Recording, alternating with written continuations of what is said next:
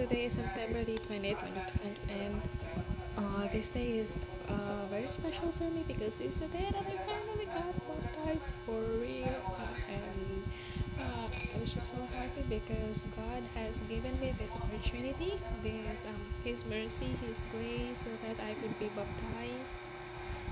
He did not come yesterday, and so yeah, I got baptized today, and I'm just so happy. And the preaching was about obedience because the next thing that after salvation is, of course, obedience. God wants us to obey. He saved us because He wants us to obey Him. So I am praying to God, and I am asking for your prayers as well about my heart, for my heart to be obedient, my heart not to be a stubborn heart, and that my heart would be willing to obey the Lord in everything that He wants for me, and that I will have a teachable heart as well.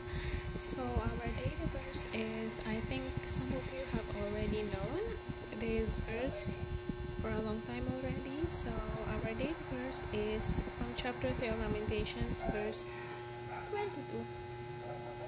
Okay, let's read 23 as well.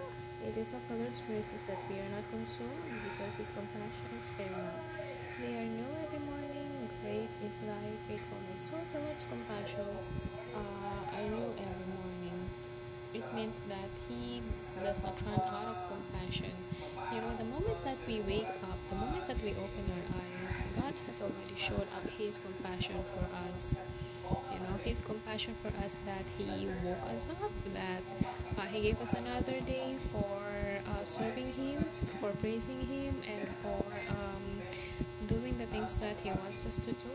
And maybe some of us are in a situation that is kind of troublesome, or a situation that needs a lot of prayers. God still has compassion because He still did not take our breath away.